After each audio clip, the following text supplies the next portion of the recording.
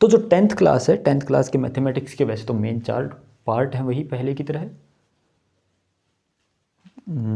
पहला अर्थमेटिक्स है, दूसरा एलजेब्रा है, तीसरा ज्योमेट्री है और लास्ट स्टैटिस्टिक्स है। इनका बंटवारा भी जो पहले की क्लासों में आपको देखने को मिलता था, कुछ एक चैप्टर एलजेब्रा के, कुछ एक चैप्टर अर्थमेटिक्स के, कुछ एक चैप्टर ज्योमेट्री के और कुछ एक दो चैप्टर स्टैटिस्टिक्स के मिलते हैं। सबसे शुरुआत में जो चैप्टर मिलता है हमेशा हमको, वो मिलता है नंबर सिस्टम। नंबर सिस्टम यानी कि संख्या पद्धति, यानी जिस सिस्टम के तहत हम नंबर्स पढ़ते हैं और कौन कौन से नंबर्स पढ़ते हैं, किस टाइप के नंबर्स पढ़ते हैं, उनकी प्रॉपर्टीज़ क्या क्या हो सकती हैं, उनमें इस्तेमाल किए जाने वाले सेपरेट रिजल्ट्स कौन कौन से हैं, या फिर हम कहें उनकी जो एप्लीकेशन है, एप्लीकेशन का तरीका क्या हो सकता है, ये सब चीज़ें हम यहाँ पर पढ़ते हैं। तो सिस्टम पहले तो होता क्या है, सिंपली हम एनवायरनमेंट को ही सिस्टम कह सकते हैं। एनवायरनमेंट को ही सिस्टम कह सकते हैं। जैसे कि आप विद्यालय में जाते हैं, विद्यालय एजुकेशन का एक सिस्टम है। विद्यालय एजुकेशन का एक सिस्टम है, वहाँ पर विद्यार्थी भी वहीं पर आ रहे हैं, टीचर्स भी वहीं पर आ रहे हैं, जो मैनेजिंग स्टाफ है वहीं पर पहुँच रहा है सब कुछ। अगर गवर्नमेंट मैनेज कर रही है तो उसका भी रोल वहाँ पर है। तो सब लोग मिलकर एजुकेशन लेने के लिए और कुछ लोग एजुकेशन देने के लिए एक तंत्र बना रहे हैं, एक एनवायरनमेंट क्रिएट कर रहे हैं, उसी को सिस्टम कहते हैं। तो नंबर सिस्टम को अगर हम समझना चाहें तो एक ऐसा सिस्टम जिनमें हम सिर्फ नंबर्स को पढ़ते हैं, उसको नंबर सिस्टम कहते हैं। एक ऐसा सिस्टम जिसमें हम नंबर्स के बारे में पढ़ रहे हैं, उसको हम नंबर सिस्टम कह सकते हैं। यानी इस जो चैप्टर है, सबसे पहला चैप्टर है ये आपकी बुक का, इसमें हमको नंबर्स और नंबर्स की प्रॉपर्टीज़ के बारे में ही पढ़ना है। इससे पहले हम बहुत सारे नंबर्स के बारे में पढ़ चुके हैं। कौन कौन से नंबर हमने पढ़े हैं? सबसे पहले हमने पढ़ा था नेचुरल नंबर, नेचुरल नंबर। उसके बाद हम पहुंचे होल नंबर्स पे, होल नंबर्स के बाद हम पहुंचे इंटीजर्स पे,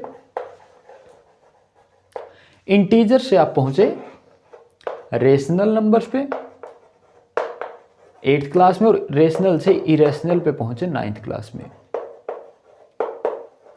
इन सब नंबर्स को मिलाने के बाद बनता है हमारे पास real number. Real number, natural number. Natural जो शब्द है वो आप पहले से बहुत बार सुन रहे हैं। नेचुरल नंबर्स कौन से, जिनको ऐसा माना जाता है कि ऑटोमेटिकली नेचर में एग्जिस्ट करते हैं, जहां से हमारी काउंटिंग शुरू होती है 1 2 3 4। जो भी चीज़ें हम गिनते हैं कभी भी वो 1 से शुरू करते हैं। तो जो काउंटिंग नंबर्स होते हैं उनको नेचुरल नंबर कहा जाता है, प्राकृत संख्याएं। 1 से लेकर ये आगे इनफाइनाइट तक जाती है। कंप्लीट नंबर्स होते हैं 1 2 3 4 5 ऐसे। होल नंबर, होल नंबर क्या थे या फिर क्या हैं? ऐसी संख्याएं जिनमें जीरो भी आ जाता है। नेचुरल नंबर्स तो हैं ही, परंतु उनमें जीरो भी शामिल हो जाता है, और जीरो से लेकर जो नंबर्स इनफाइनाइट तक जाते हैं, या फिर कहें नेचुरल नंबर्स प्लस जीरो।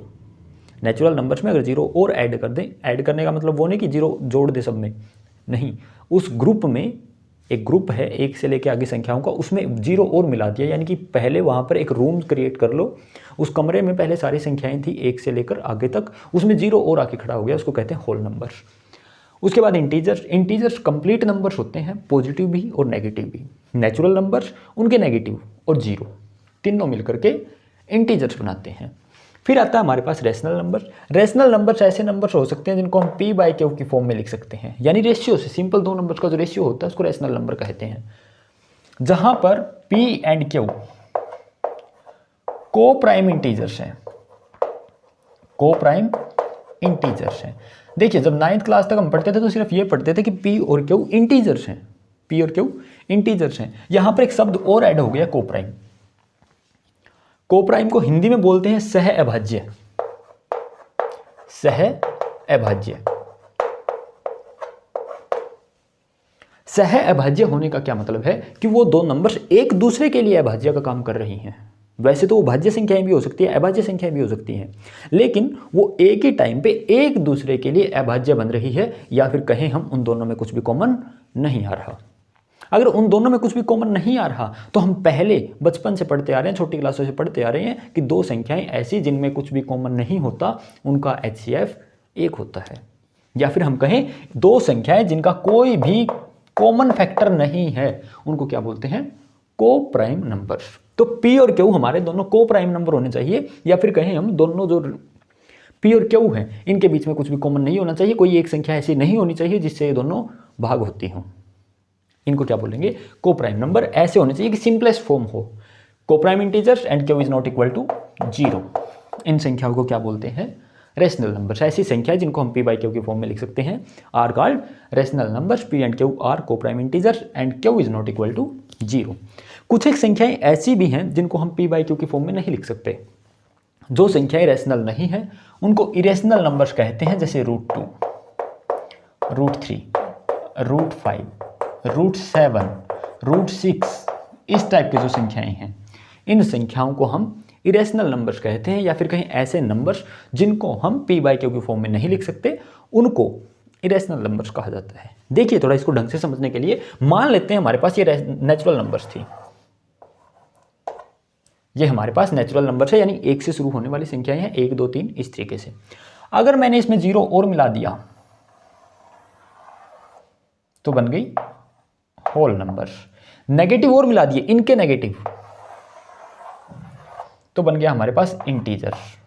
हालांकि I नहीं लिखा जाता, इसको Z लिखते हैं, ये हम बड़ी क्लासों में पढ़ेंगे। इंटीजर्स I से समझे इंटीजर। उसके बाद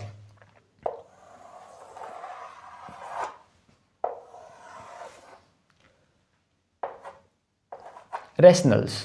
एक चीज और समझनी है इससे, रेशनल के बाद आता है rational plus irrational real, sorry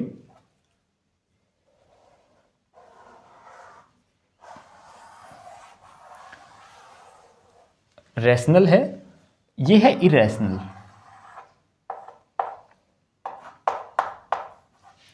ये इनसे बिल्कुल सेपरेट है, इरेशनल। और इन सबको कहा जाता है दोनों को मिलाकर के रियल नंबर।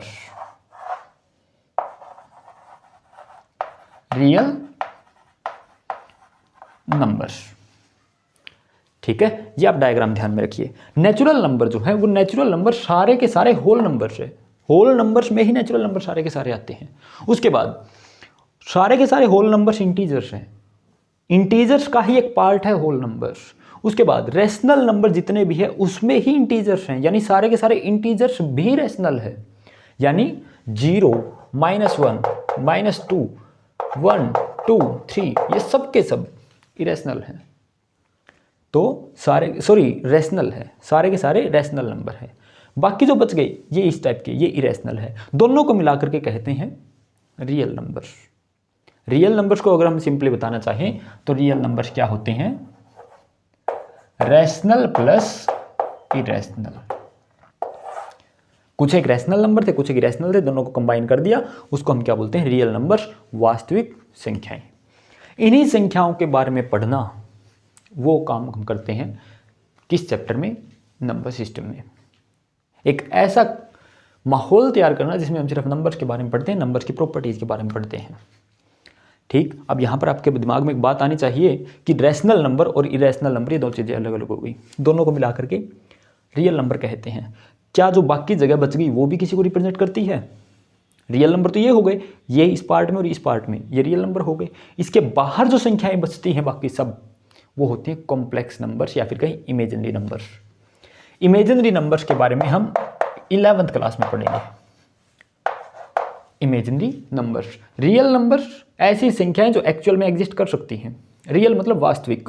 इमेजिनरी नंबर्स ऐसी संख्याएं जिनको हम सिर्फ इमेजिन कर सकते हैं, वो एग्जिस्ट नहीं करती। कॉम्प्लेक्स नंबर्स वहाँ से फिर क्रिएट होती हैं। इसके बारे में 11th क्लास में, ये आउट ऑफ सिलेबस है। 10th क्लास में सिर्फ हमको रियल नंबर्स, रैशनल और इरेशनल के बारे में पढ़ना है। ठीक है, आई होप कि आपको ये सारी की सारी चीज़ें अच्छे से समझ में आई होंगी, जितनी भी डेफिनेशन हमने पढ़ी है।